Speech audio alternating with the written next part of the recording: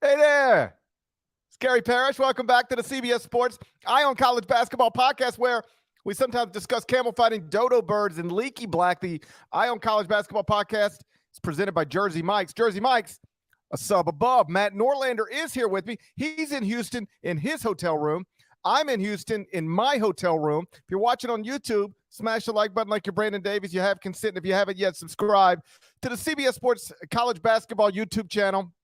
Also do that while you're here. Okay, let's get into it. We are now just 2 days away from games tipping off at the 2023 Final Four. San Diego State, Florida Atlantic, Saturday, 6:09 p.m. Eastern. UConn, Miami, Saturday, 7:49 p.m. It looks more like 8:49 p.m. Eastern. Both games are going to be on CBS. That's America's most watched network. It's the network of stars. Like we noted on Tuesday's podcast, UConn is now the favorite over the rest of the field to win the national championship. The Huskies are minus 125 to win this tournament, followed by San Diego State at plus 390, Miami at plus 440, Florida Atlantic at plus 550. This seems unusual for a team to enter the Final Four as a favorite over the field. Not unprecedented, but rarer than the opposite. So let's start with this question. If UConn doesn't win this national championship, what will be the reason why? Good big picture question to start with the top of this, GP, because if it doesn't, it would register as a surprise. Not that it's a lock. It's not a lock. The reasons why, I think one of the biggest, and we have to kind of look ahead to this Miami matchup, right? Jordan Hawkins having a bad game, I think would be a major reason why. I said on HQ, actually, this is a tape segment that's going to run overnight on HQ. I was asked, what needs to happen for each team just to get to Monday night, not to win the title, but each of the four. And my pick for UConn was Jordan Hawkins needs to shoot better than 40% and probably drop more than 15 points in this game, particularly when you consider what Miami's capable of doing. If he doesn't play well, I can see Andre Jackson having a bad game. Tristan Newton is a good player, but they don't look to him to be a go-to scorer. Sanogo is going to get a very tough matchup with Norchad Omier. We'll see. And so they could really use, like, maybe we have a situation where Joey Calcaterra comes off the bench, hits 3 3-pointers in the first half, and he becomes, the first half star that kind of propels UConn to get past Miami. That's certainly possible. Naheem Aline is a good 3-point shooter as well. But Hawkins is their volume shooter. He's taken by far the most 3-pointers. He doesn't need to only take 3-pointers, but with what he provides for that offense, if he comes up dry, I think that would be a major reason that would prevent them from winning. What about you? I just think they might not win the national championship because they're vulnerable. They are the favorite. They are my pick. They are a 4 seed. Like, the idea that this is 2015 Kentucky, and by the way, I know that's not the perfect example because they ultimately lost in the Final Four, but like, that team was like, I don't see how they're going to lose, right? That's what everybody said. And there was a lot of data to back that up. That was clearly the best team in the country, even after it was all settled. That was clearly the best team in the country, according to KenPom. UConn is the best team in the country, according to KenPom, but UConn has lost 8 times already this season. I saw a quote, I think it was in Seth Davis's, he does this piece for The Athletic, where he talks to head coaches and assistant coaches who have played these Final Four teams. And he asked them, hey, it's a lot like our candid coaches in the sense that, hey, just break this team down for me. What do you like? What do you not like? You've studied them. You've scouted them. You've played them. And then he sort of puts a consensus scouting report together. And it's actually, it's well done and interesting. I read it every time. But there was a quote about UConn from a coach, and it said, I just don't see how anybody can beat them. And I'm like, in a 40-minute basketball game? Like, that's the thing. It feels like people have already decided UConn is your national champion, and if they don't win this, it's crazy. And I just don't think it's crazy to ever think that a 4 seed could slip up and take a loss in what amounts to a hypothetical 2-game stretch. I'm a believer in UConn, but I guess what I'm saying is I don't believe as strongly as some people seem to believe, because at least that one coach was like, I don't think anybody can beat them. And I'm like, well, somebody beat them 8 times this year. They're beatable. They're great, but they're beatable. I will say this. If you go back and look at that 8-game stretch where they went 2-6, the glaring difference between their season statistics and what the statistics were in that 8-game stretch is on the defensive end of the court. UConn in that 8-game stretch was 75th in adjusted defensive efficiency in the country, according to BartTorvik.com. And so they were also worse, obviously, on the offensive end of the court. But in that stretch, they were dramatically worse on the defensive end of the court than they were on the offensive end of the court. And so now they're playing one of the best offensive teams in the country that could maybe cause problems for that defense. I think UConn wins the game, but I don't think it's crazy to think Miami could get them or whoever wins San Diego State, Florida Atlantic could get them. And I feel like I'm a little bit by myself on that one. I don't know if you're by yourself. I also, to your point that they're a 4 seed, yes, also the number 1 team at KenPom. And you know this because I heard you say it on HQ.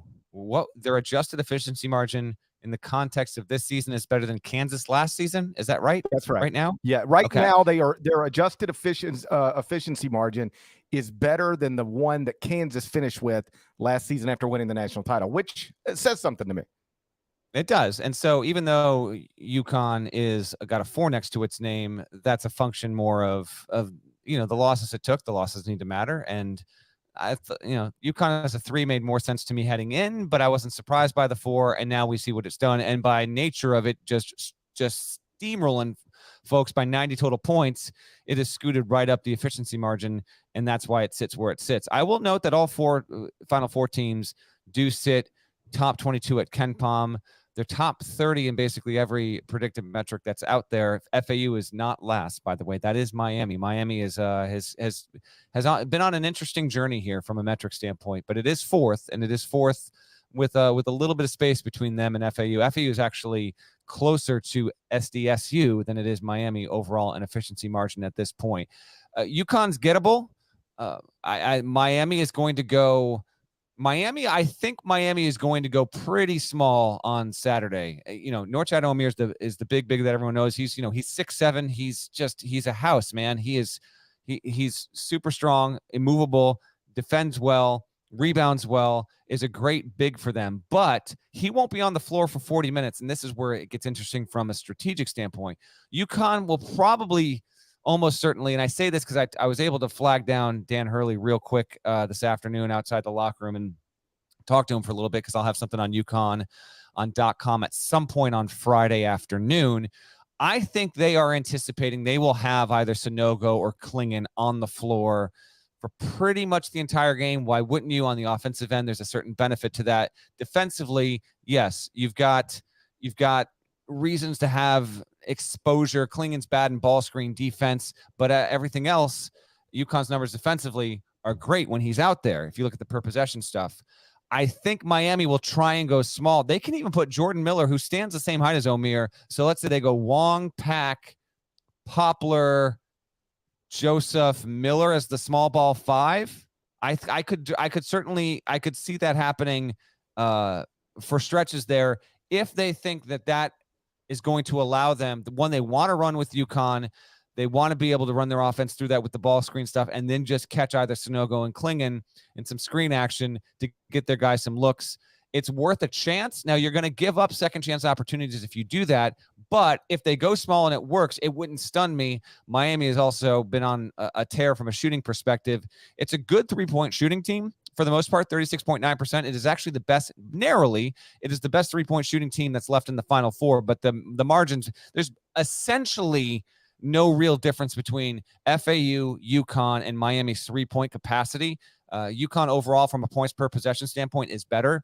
But if Miami gets hot, remember, Miami, I think the one thing that we should go back to with the Canes, GP, is that Miami did this by beating Texas 88-81. Okay. And when it did that, it did it in a way that was a bit surprising. Not just Miller's amazing game, but they only ran 6 out on the floor. Joseph was the 6th guy, Bensley Joseph off the bench.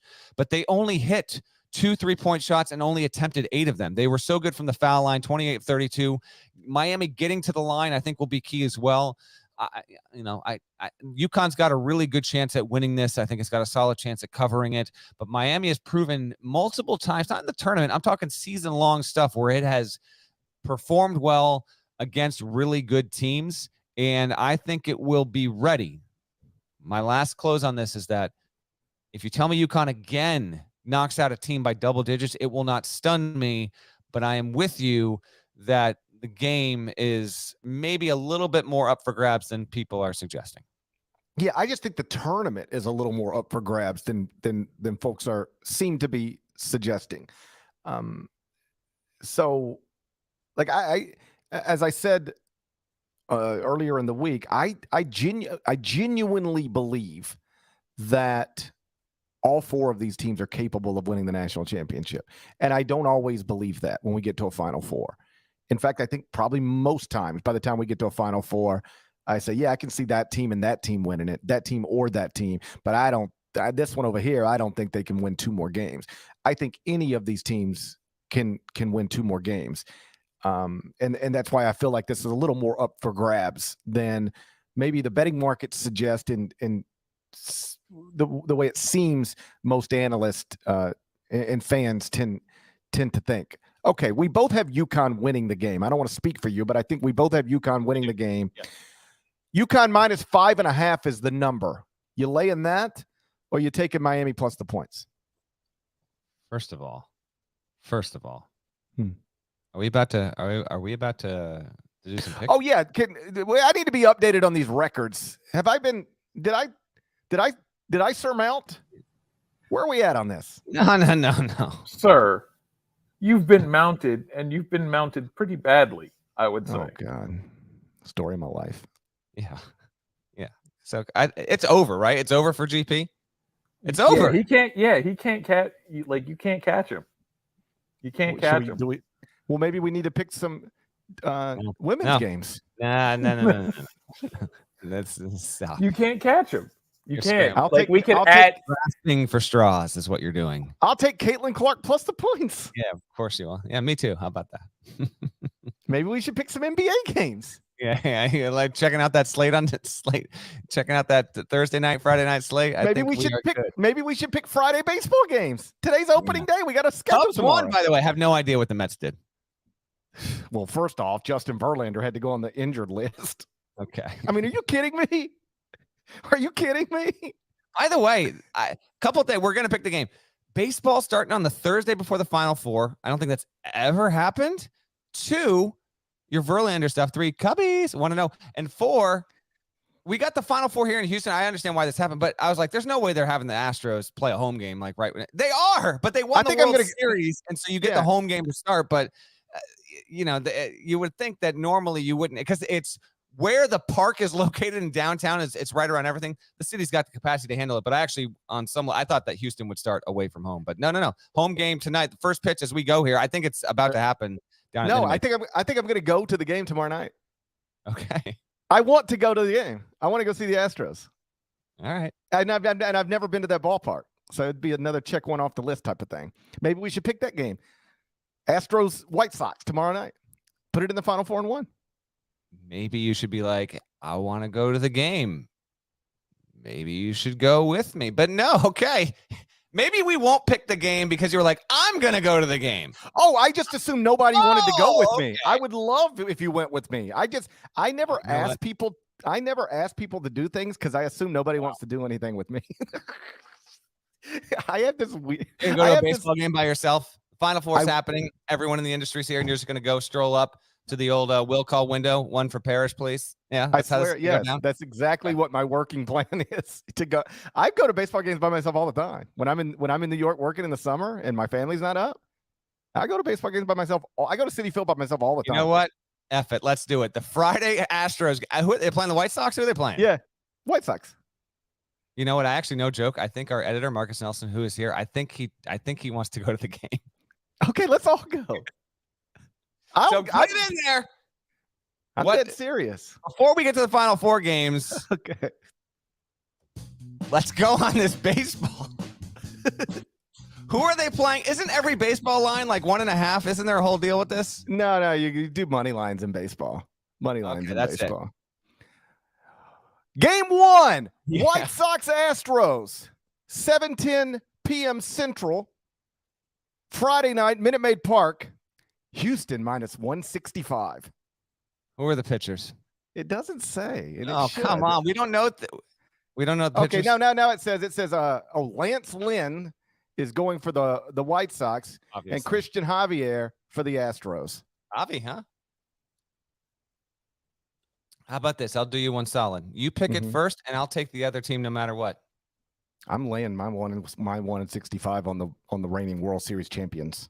Okay, you get the Stros. I'm a Cubs fan, not a Sox fan whatsoever, but I will go with the White Sox in that one.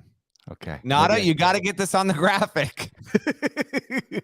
It'll be Wow. San Diego State, Florida Atlantic. Just make the graphic just so people go, what are they doing? San Diego State, Florida Atlantic, UConn, Miami, Astros, White Sox. Yes. Yes. Yes.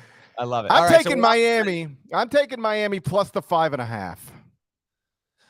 I'm also going to take Miami plus the 5.5. Just detailed the game for you. Big reason why. I think Isaiah Wong is going to play well. I think Nigel Pack will shoot well. And I think the Hurricanes and Huskies give us a tremendous nightcap. I've got UConn to win, Miami to cover, and I'll give you, how about this? I give you 82-78 Huskies beat the Canes. Oh, you need a final score now? Is that where we're at? Yeah, let's just do it. Why not? UConn 78, Miami 74. All right, 4-point win on both sides. So we both have UConn winning the game. We both have Miami covering. And now we'll move on to the other semifinal. That's San Diego State, Florida Atlantic. We'll talk about that, plus Diamondbacks, Dodgers next. But first, a word from our partners. Phenomenal! Absolutely magisterial here!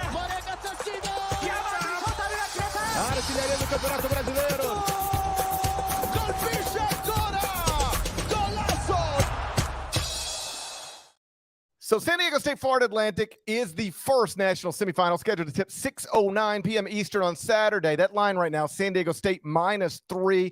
Two schools in the Final Four for the first time. Two coaches in the Final Four for the first time. One of the points I made on CBS Sports HQ the other day is that it's not crazy that this Florida Atlantic team, that this team is in the Final Four, because this team is 35-3. They've been good all season. We talked about them back in December. That said, it is super crazy that this Florida Atlantic program is in the Final Four. This team, sensible. This program, insane. You've done a nice job chronicling the Dusty May Florida Atlantic story. So if you can, one last time before we do this on Saturday, explain to folks just how nutty it is that Florida Atlantic University is in the 2023 Final Four. It is way, way, way nutty on one hand. How about this? Cinderella story, not a Cinderella team. At least in the context of how this group has pushed its way all the way to a national semifinal. Do people realize that Florida Atlantic and San Diego State are going to play on Saturday night for a spot in the title game? Do people realize this, Gary Parrish? I don't think they realize this. I think those two teams are going to aware. step off and play each other in Houston in the national semifinal, because that's how the bracket works.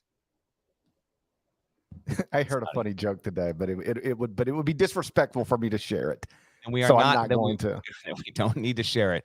FAU. But you know what? Like as the week has progressed, I have gotten fired up about Florida Atlantic, about the idea of Florida Atlantic. Yes, absolutely. By the way, I did break a small bit of news as we went live here on the pod. Dusty May shared with me and athletic director Brian White. Dusty May is going to sign a lucrative long-term deal. I think, well, here's the story behind the story. They had drafted up the broad terms of a contract for him weeks ago, and then all of this happened. So they're going to have to change a little, maybe a little more money here, a little more years here. The salary pool for the assistants, that's getting a big jump. NIL opportunities and just how FAU is handling that on the basketball side, that is going to improve as well. Brian White, the AD, informed me that and I don't know if it might have been publicly revealed at some point in the season. I didn't see it. But he said we had a $7.5 million gift afforded to our basketball program in the middle of this season. So in total, there is more than $15 million that FAU has at its disposal. Most of that is for the men's basketball program. Some of that will be for the former football building / facility that is the multi-sport. Every sport that is not FAU football now uses that for weight room, training room, all sorts of other amenities there. So the big news for FAU, you're not losing your coach. And even if you said, well, there's no other jobs that are open out there, Dusty May did get contacted by a number of search firms about would he be willing to interview this during the season. And he said he told those search firms no. And I can say that now that he's kind of gone on record with this. This dates back to when Ole Miss was open. He said, I'm not going to interview for the job. There were other schools that came open. And he just said, I'm not going to interview this. So, on one level, you might expect, well, here's a guy at a small school going to a Final Four. Not to say he's never going to leave. I mean, if Dusty May is this good of a coach, he will eventually leave FAU. I know GP believes that. Like, question, what are we talking is Dusty May the head coach at Florida Atlantic 2 years from today? I would lean no, but good on him. Long-term deal. And they're going, by the way, they're going to the American Athletic Conference after this season. And, but hey, he's sticking around for another year. And with that, GP is in the middle of doing his top 25 and 1 rankings. FAU needs to be we'll see what it does here. FAU right now, GP is, what did I say? It's 17 at Ken Palm. It has to be, I don't think you can make it worse than 17th going into next season because are you crazy? They will be preseason top 10. I'm telling you right now. Yeah, and if they win 2 more games, they're not losing their coach. If they lost Dusty May, it's different. They're not losing him. He's returning. He'll sign the new deal once the season's over and they get back on the ground in Florida. They're going to have to pay to keep their players. I mean, this is just the way the sport works now. They're paying to pay their coach. This is also interesting because people get all offended about NIL, and it's been in the news this week. They're going to pay to keep their coach, and everybody understands why. Nobody even blinks. It's like, of course. Well, you also have to pay to keep your players. And if that bothers you, then you're being weird. And so they need to keep these guys on campus. But I think it's an easy sell. First off, this has worked out perfectly for Florida Atlantic. Basically, every job Dusty May could leave for is closed, right? I mean, there's not a job out there for him now. Right. And so, I mean, is there one? Is there a job? There's not. There's no high power conference job out there for him. I think conceivably 1 or 2 might have sat around and waited to see if they could interview him, but no. So in terms of an improved opportunity, there's nothing better now than what he has. But to be clear on this, he told me that his mind was made up on this weeks ago, and frankly, I do believe him. Yeah. Yeah, I'll take him at his word as well. But I say this where it's worked out perfectly for Florida Atlantic. It's worked out perfectly for Dusty too, because this is going to sound weird because in theory, you would want to get the big offers, right? You want those. And if nothing else, you leverage them for better deals at where you're at. But then, you might want to cash in now and go get that big power conference 6-year, $20 million contract or whatever. But now that job's not going to be put on the table with him. So he's not going to be tempted to leave. He's not even going to have to think about it, right? He's just going to enjoy this Final Four and then hopefully bring back his team. As we've noted, basically every rotation player except one can come back. All 5 starters can come back. They all have eligibility. So you bring back the team, and now you get to enjoy the Final Four, and then you get to start on everybody's radar next season, preseason top 10 team.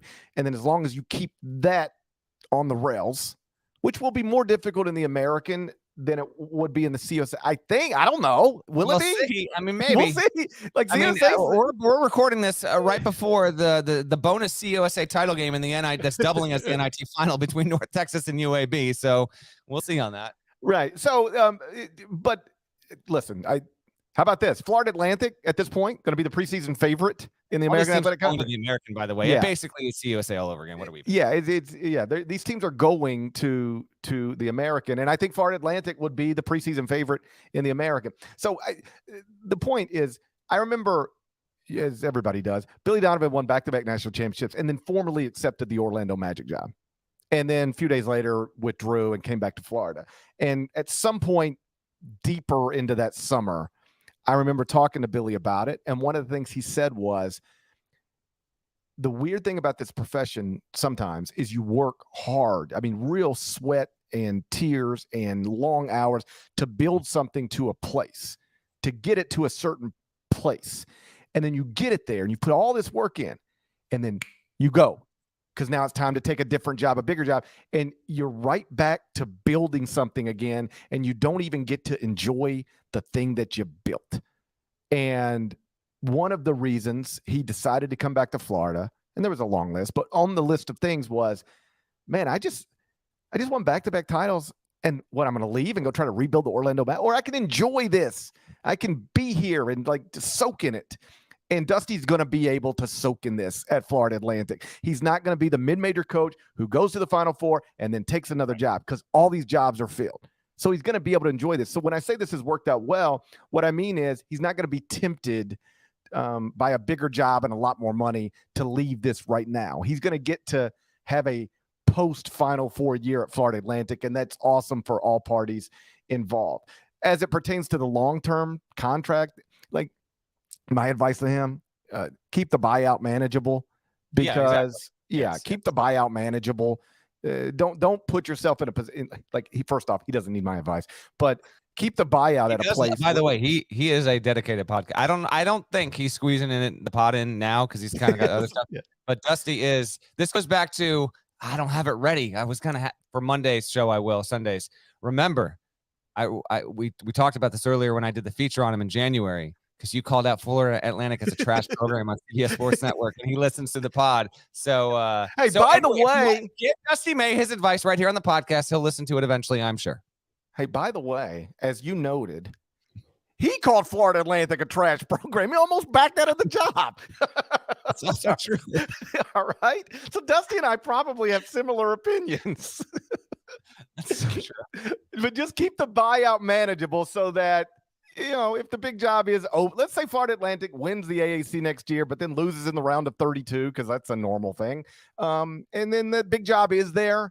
Don't ever have a number in your contract that will make a power conference school go, I don't know if we can do this. Remember, like, UCLA ran into that with Rick Barnes a few years ago. Like, they were trying to hire Rick, and this was the wildest thing. He actually said, like, if they would have paid my buyout, I would have left.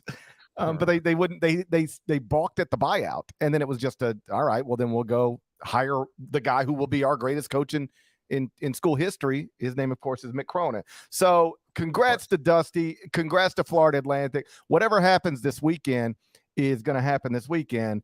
But boy, the future, this isn't one of those deals where it's just going to fall apart. I don't think it shouldn't. It shouldn't. They should be back in a position to compete for something like this again next season, which is unbelievable. If that happens, we'll see. My favorite thing.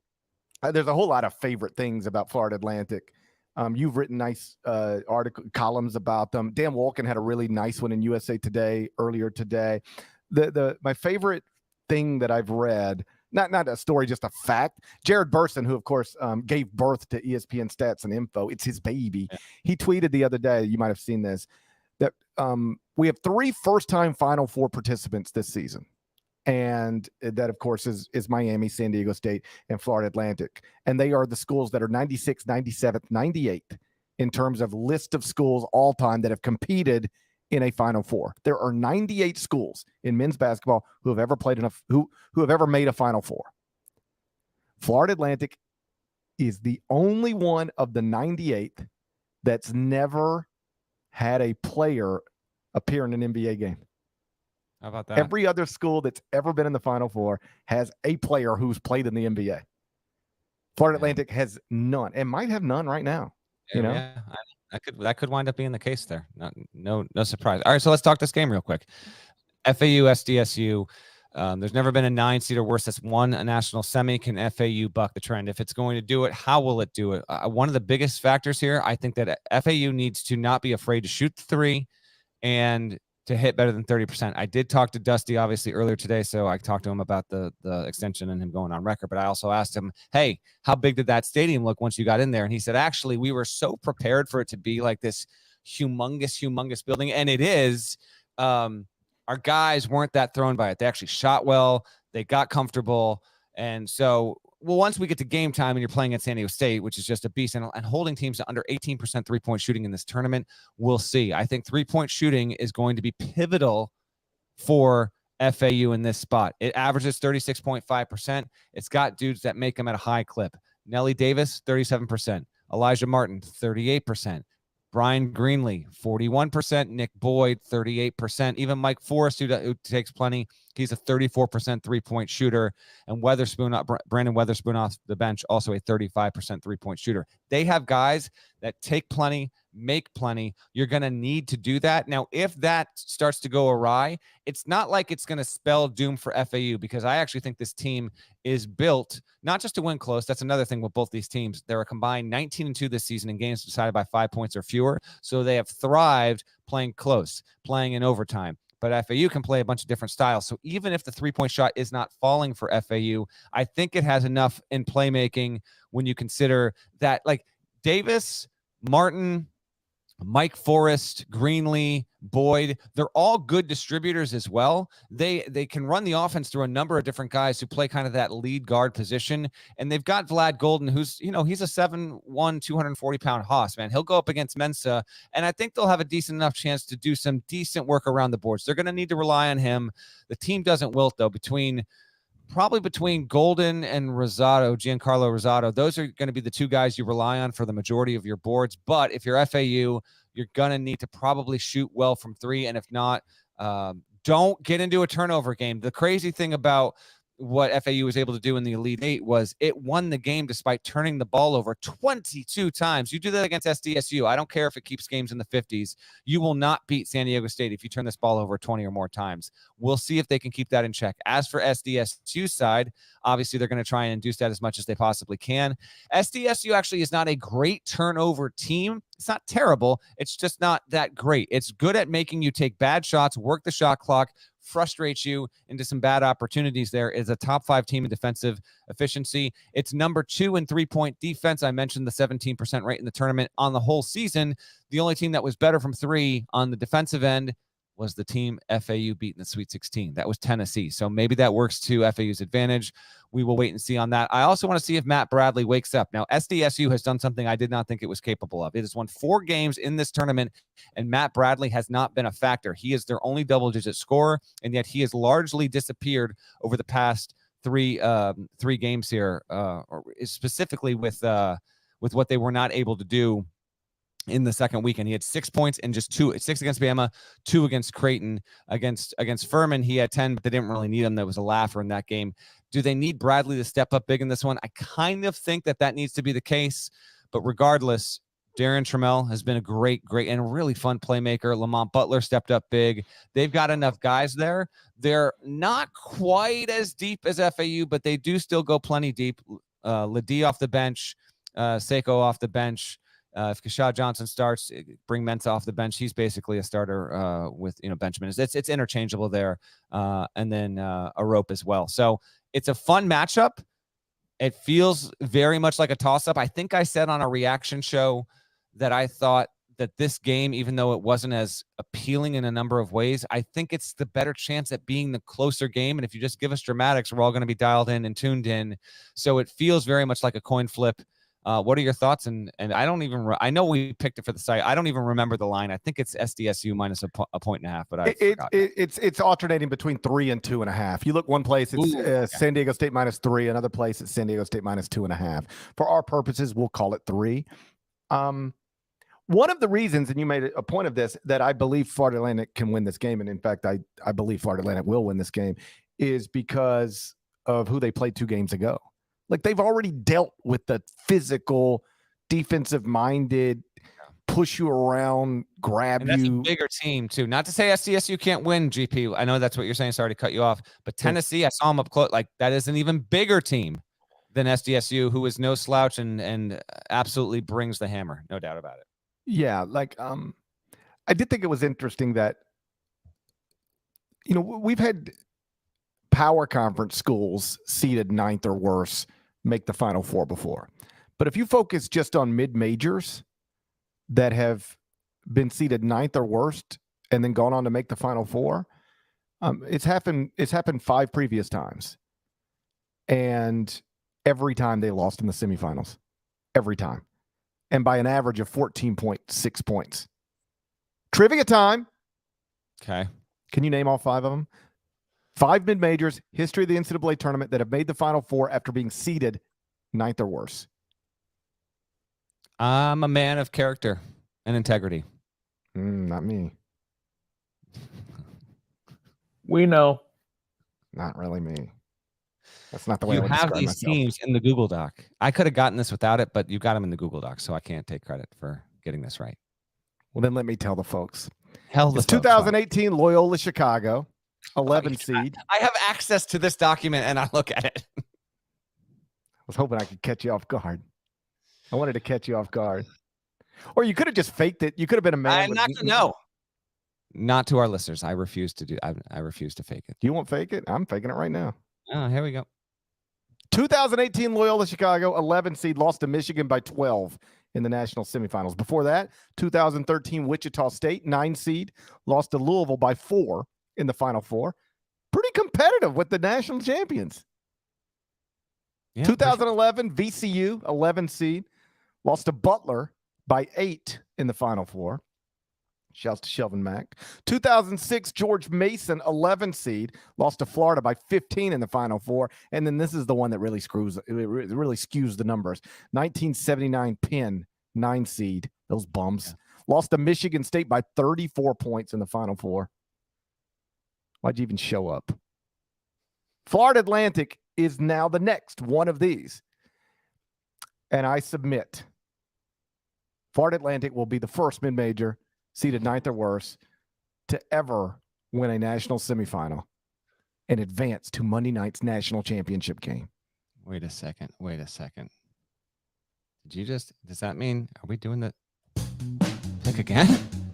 Doing this? Yeah, it's time to pick again. Let's pick this game. Florida Atlantic. What's the name of this venue? Hold on. What's the name of the venue they're playing in? This is on you. NRG Stadium. No. Can you stick with the I got to name it? I got to name it. Okay, yeah, I'm sorry. Game 2. But also game 1. But it's also game 1, and it depends on how you factor in a Friday night Astros White Sox game. It's getting confusing. There you go. That's right. It's getting confusing. You can make all linear if you need it to be, but it's just a concept. You can make all the Google documents you want, but at some point it just gets confusing. It is game 2. It's Florida, game 1 on Saturday. We already picked the second game. Is this game 3? Game 3? This is game 3. Okay. This is game 3. Game 3.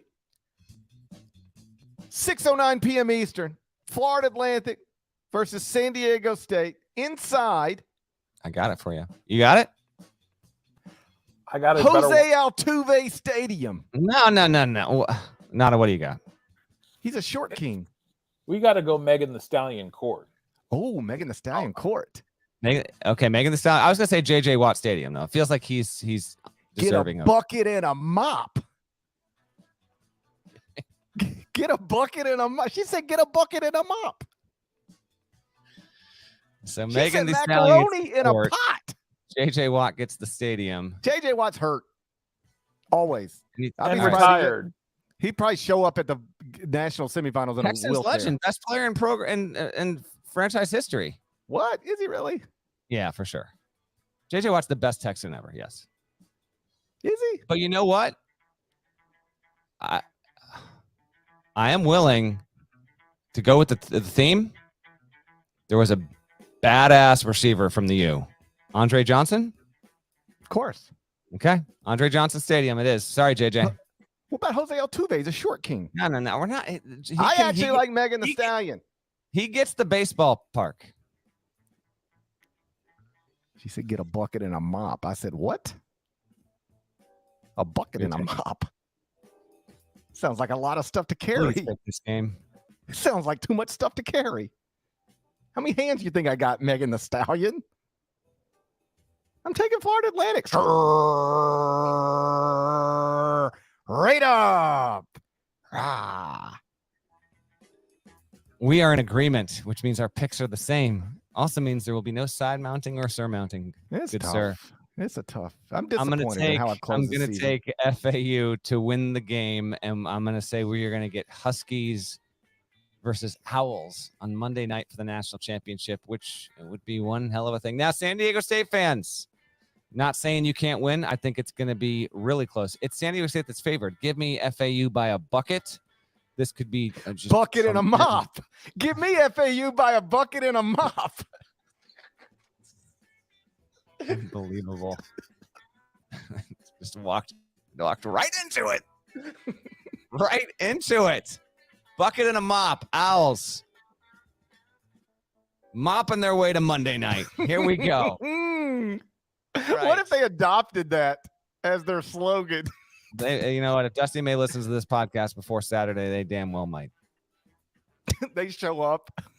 They run onto the court with a bucket and a mop to pay tribute to Megan Thee Stallion. Oh, that did happen. It wasn't a mop.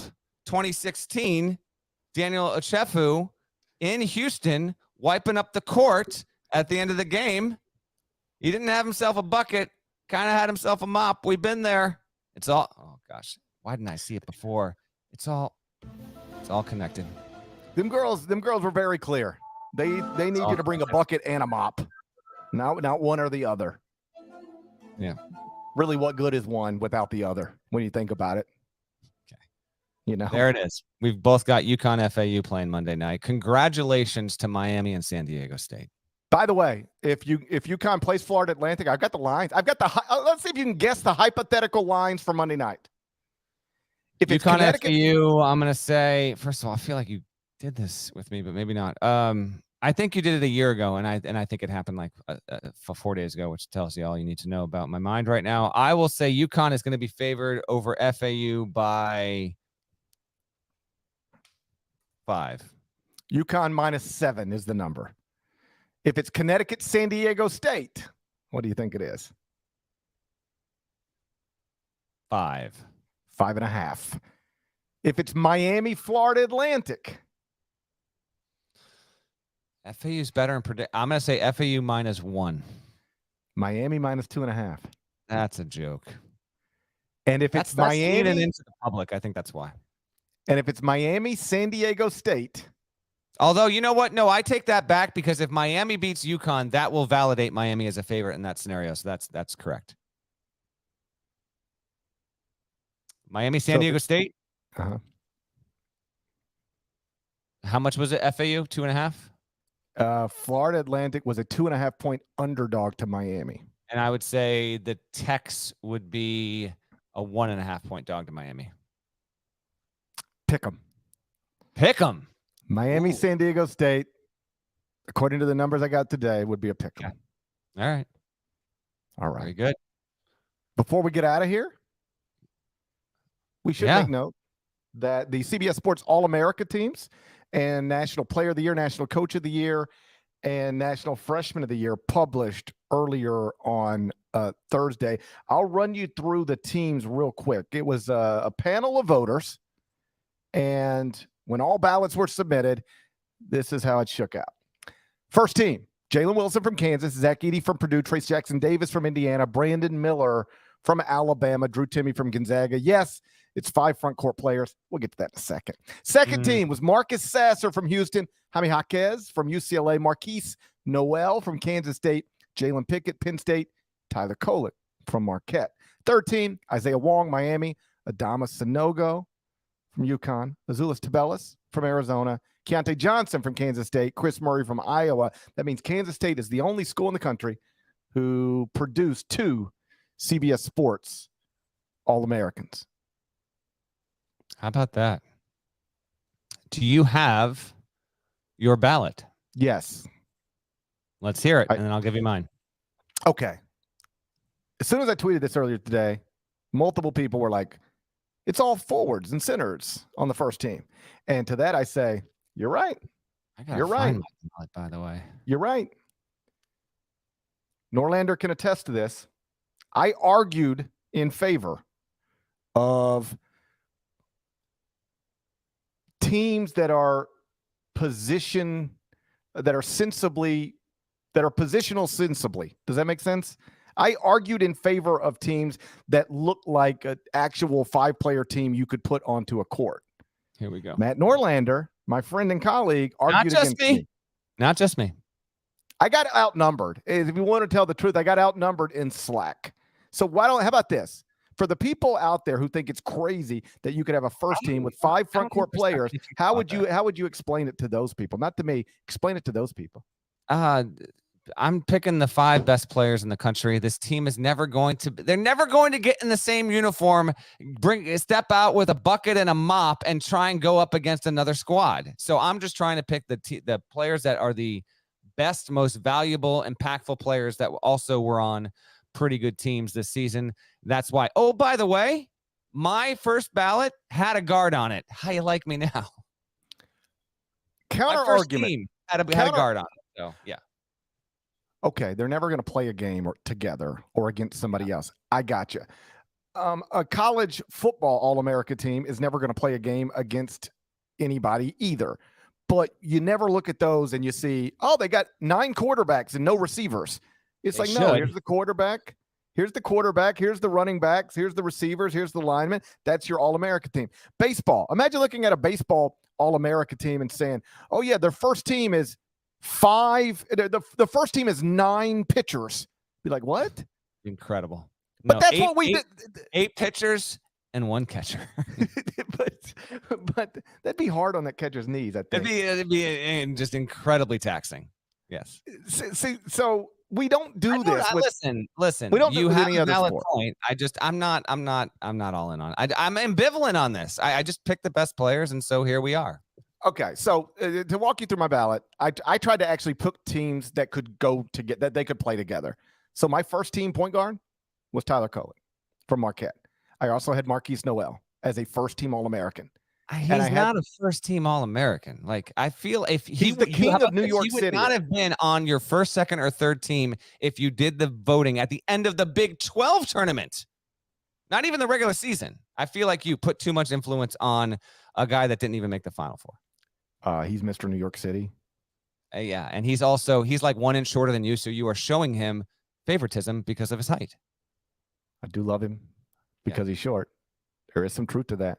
I can't deny that.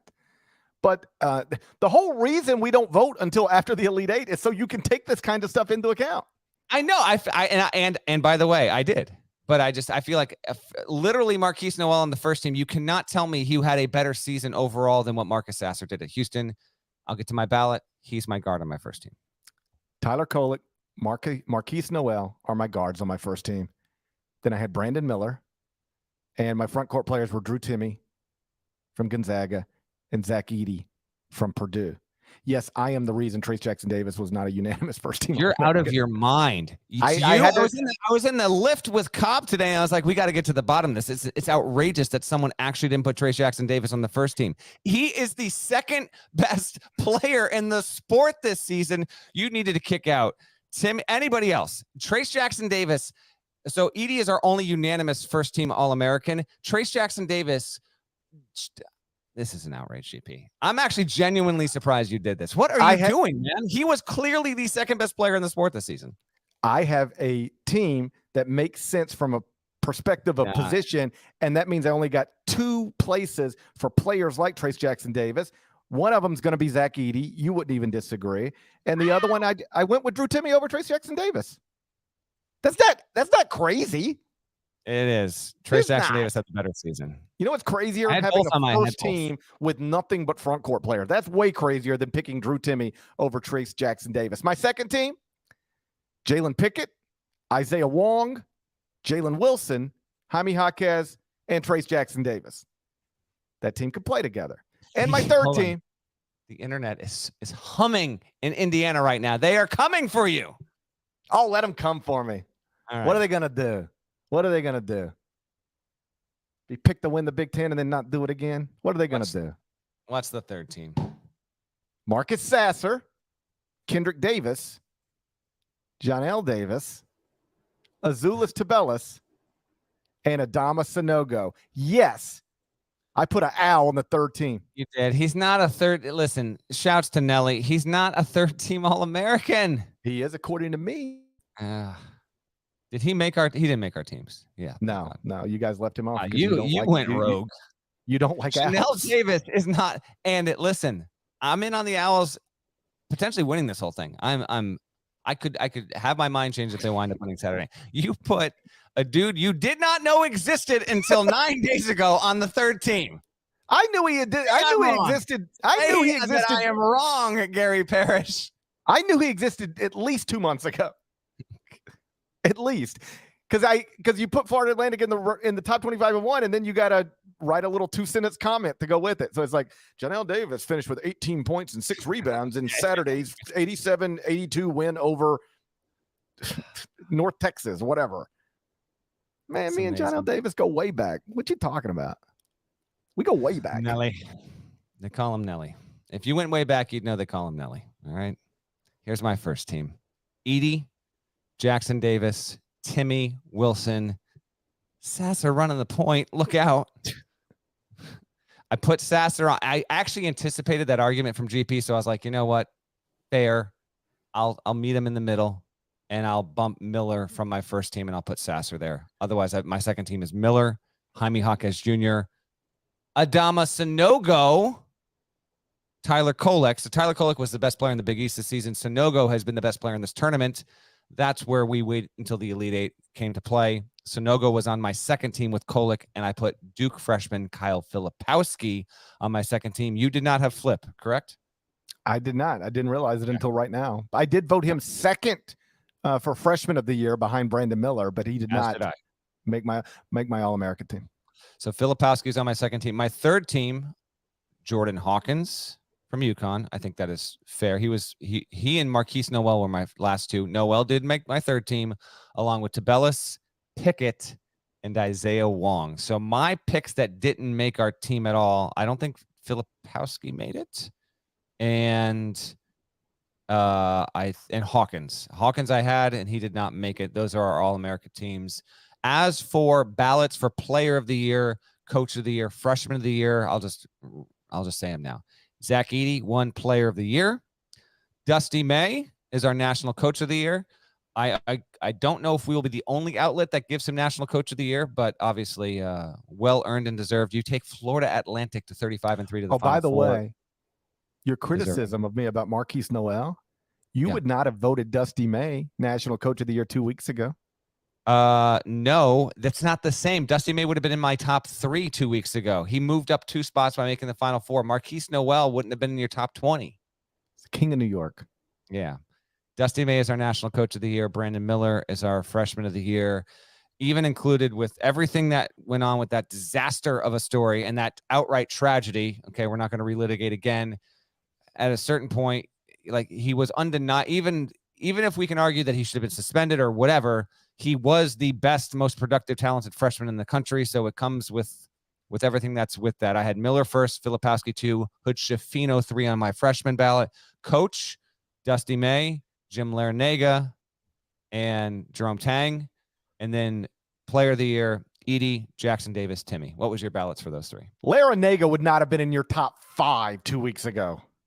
Correct. Top, the man is 73 and just coached another team worse than a 5 or worse to a Final Four. He was number 2. What do you want from me? So I'm crazy for acknowledging Marquise Noel had an incredible NCAA tournament. Is Marquise Noel here? Is he playing on Saturday? He might be here. He's right over there. Jimmy L is in the building. Okay, I'll get him here. I'll fly Marquise Noel here on that sideline. I'll fly Marquise Noel here. What if I show up tomorrow with Marquise Noel? You put this dude on the first team. That is an all-time move. If I had done that, well, you'd agree with it in this specific instance. I can see me doing something like that and you just roasting me. So I felt obligated. Marquise Noel, a first-team All-American over Marcus Sasser. What are we even doing? By the way, it wasn't that the NCAA tournament is everything. It's just that it's that extra 5 to 10%. But you were like, screw it. This is my Player of the Year. Get out of the way, Zach Edey. Like Marcus Sasser. Like, I love Marcus Sasser. He didn't have this, great year. I'm not certain he should have been the AAC Player of the Year. Kendrick Davis, by the way, would have been on my Noel replaced Kendrick Davis. He didn't make my third ballot. Okay, my individual awards. This is so like I got blasted by Purdue fans a few weeks ago when I suggested after they lost in the first round that maybe, just maybe, Zach Edey won't be the National Player of the Year. And then I turn around and by the time we get to the end of it, I'm still voting Zach Edey. I never said he had to be the pick after the way Timmy went out. And yeah, he had to be the pick. It's just by the time we got to the end of it, he had to be the pick. So I never said I'm not voting for Zach Edey. I said I can see myself, if this breaks a certain way, not voting for Zach Edey. But it broke a different way. So Zach Edey was number 1 on my ballot. Drew Timme was 2nd on my ballot. And 3rd was Brandon Miller. Okay. Brandon Miller was my National Freshman of the Year. I had Kyle Filipowski 2nd on my ballot. Grady Dick at Kansas. Grady Dick was 4th for me. I thought Hood Schifino on balance was, if you look at the stats, narrowly better, but it can. And and then you had these fans like, oh, it must kill GP that Brandon Miller is the National Freshman of the Year. Like, I voted for him. What are we talking about? Like, I'm capable of separating these things.